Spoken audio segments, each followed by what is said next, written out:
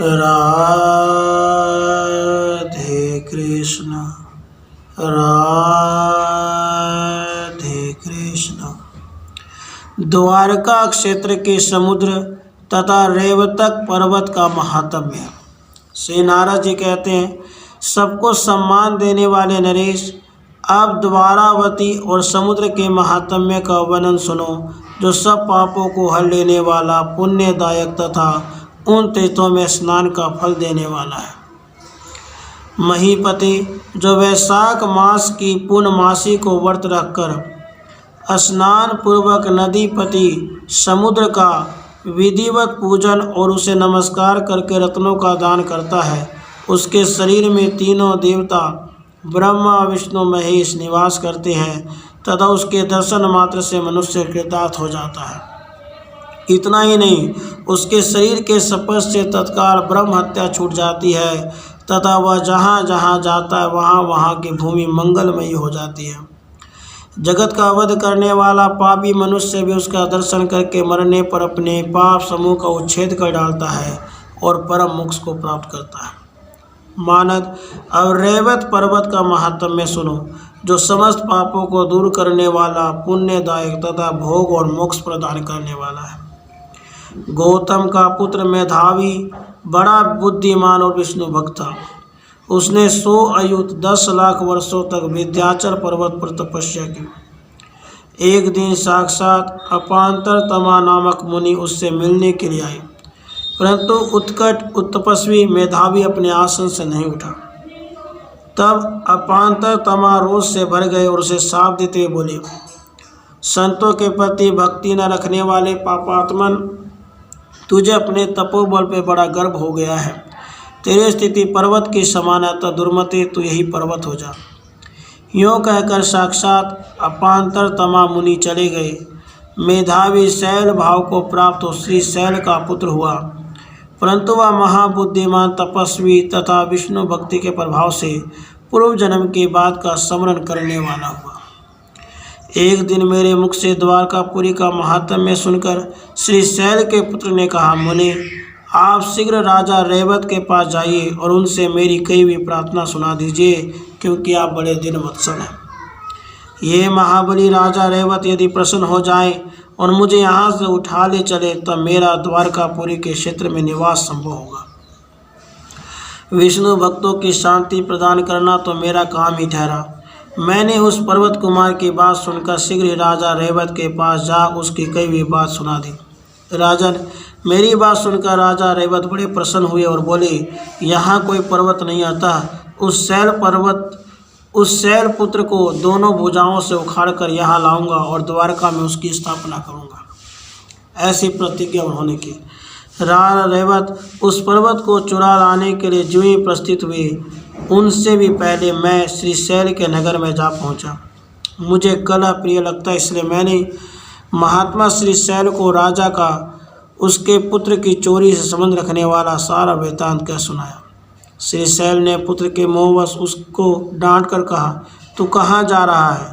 इसके बाद श्री शैल गिरिराज, सुमेरु और नगेश्वर हिमवान के पास गया। वह धर्मात्मा पर्वत पुत्र स्नेह से बहुत व्याकुल था। उसने उन पर्वत राजों से कहा, मुझे देव ने यही एक पुत्र दिया है, मेरे बहुत से पुत्र नहीं हैं। उस एक को भी यहाँ से हल ले जाने के कारण महाबली राजा रेवत आए हैं। इन महात्मा राजा के कारण मेरा पुत्र विदेश चला जा रहा है। मैं पुत्र स्नेह से विकल होकर आप दोनों के शरण में आया हूँ। आप लोग राजा रेवत को जीतकर शीघ्र ही मुझे मेरा पुत्र दिला दें। जाति के प्रति पक्षपात होने के कारण वे दोनों पर्वत सुमेरु और हिमालय लाखों दूसरे पर्वतों से घिरे हुए तुरंत युद्ध के लिए आए।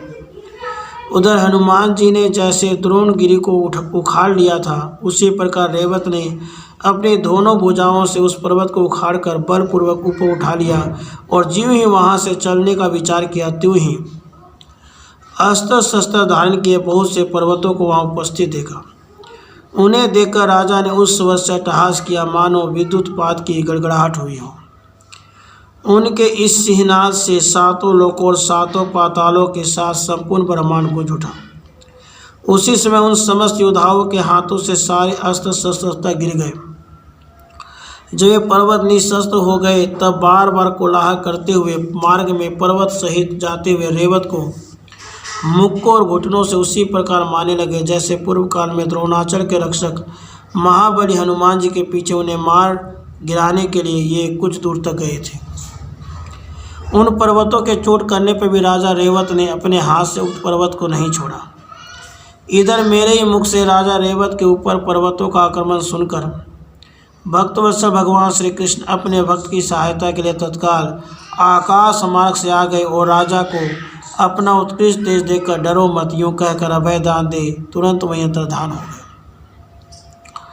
भगवान के चले जाने पर उन्हीं के तेज से संपन्न हो राजा रेवत ने एक हाथ पर उस पर्वत को रख लिया और वज्र को भी चूर कर देने वाले अपने मुक्के से सुमेरु पर्वत को इस प्रकार मारा मानो महाबली वज्रधारी इंद्र ने किसी पर्वत पर वज्र से प्रहार किया। उनके मुक्के की मार से मेरु पर्वत व्याकुल होकर गिर पड़ा। फिर हिमवान को भी अपने बाहुवेग से धराशायी करके उस रंध्रमद नरेश ने विंध्य आदि अन्य पर्वत को अपने पैरों से रोन डाला। विंध्य आदि से ही पर्वत उनके पैरों के आघात से कुचले जाने के कारण भयभीत हो युद्ध का मैदान छोड़कर दसों दिशाओं में भाग चले। इस प्रकार पर्वतों के समुदाय पर विजय पाकर पर्वत के समान सुदृढ़ शरीर वाले राजा रेवत ने उस पर्वत को विजय गर्जना के साथ ले जाकर आनर्त देश में स्थापित कर दिया। वह पर्वत राजा रेवत के ही नाम पर रेवतक अचल के नाम से विख्यात हुआ। भगवान के प्रति भक्ति भाव से युक्त वह श्रेष्ठ पर्वत आज भी द्वारका क्षेत्र में विराजमान है। उसके दर्शन मात्र से ब्रह्म हत्या का पाप छूट जाता है। उसके स्पर्श मात्र से मनुष्य 100 यज्ञों का फल प्राप्त कर लेता है। उस पर्वत की यात्रा और परिक्रमा करके नतमस्तक हो जो मनुष्य ब्राह्मण को भोजन देता है वह भगवान विष्णु के परम पद को प्राप्त कर लेता है।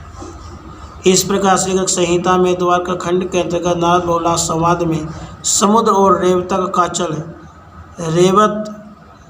काचल का महात्म्य नामक 14वां अध्याय पूरा हुआ।